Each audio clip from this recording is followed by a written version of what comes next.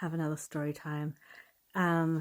If you follow a lot of spicy workers, you'll see most of the time it's recommended that like the client doesn't try to initiate anything outside of a professional relationship with the worker, and should wait for the worker to do it. And I've been pretty strict at not doing that. There's only been a small number of people that were clients at one stage that I have seen if there's something outside of work with them, but generally I ended up reverting back to charging the money if they wanted to see me. But last year I thought I should sort of break the pattern. There's just one or two that I would contact occasionally and they were dead ends, but filled the purpose.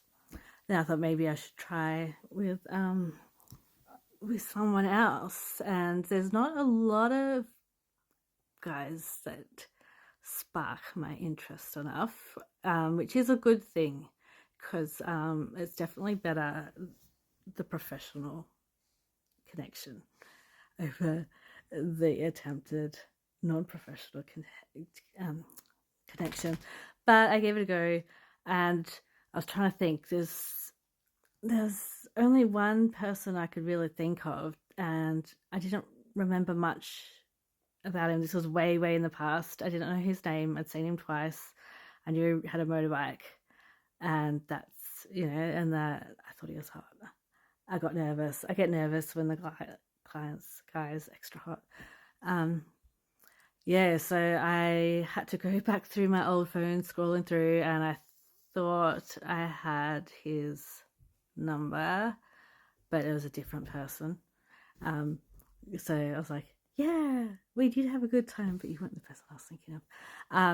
And then I had one more number to try, and because I often don't save, well, sometimes I do save the name of a client I see, but that just so I remember that I've seen them. But I changed my phone a lot and phone number over the years. And again, I didn't know this guy's names, but anyway, I started out I thought I was being really subtle with the messages. I was just like, hey, and there was no reply. Then a few days later, I think I did one more. I thought, let me try one more. Hey, how are you? And then he was like, who's this? And I think I was like, I don't know if I've got the right number or not, but I'm Jemma from like Canto, and then we've just been really subtle. That's what I thought. I was being very subtle. And then we had a few messages back and forth, and I thought he knew who I was, I think. And I was like, oh, I'm just messaging you because I think you're really hot, and if we want to hook up sometime.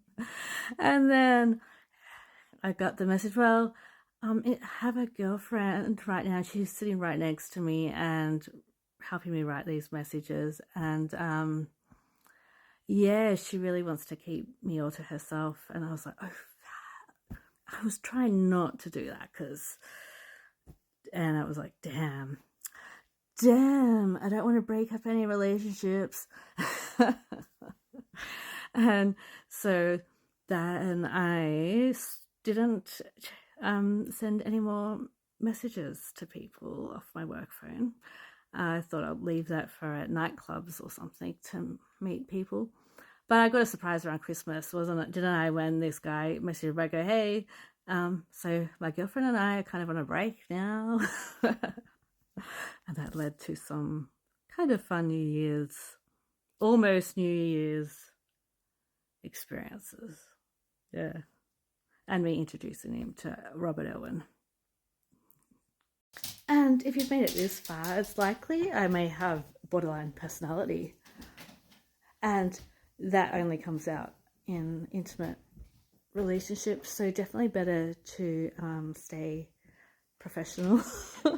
A rat was in my house, and I got the dogs and the cats onto it, but the rats escaped. They're still excited. Off relationships for quite a while, I think. Professional only. And unfortunately, as I've said before, friends with benefits isn't really, like, there's no difference to me as a free friends with benefit to a client that I see that I get along well with, except I actually get paid. And if there's no commitment from the other party, then I want to get paid. I don't want to just be a S toy kind of thing when it's convenient. Yeah.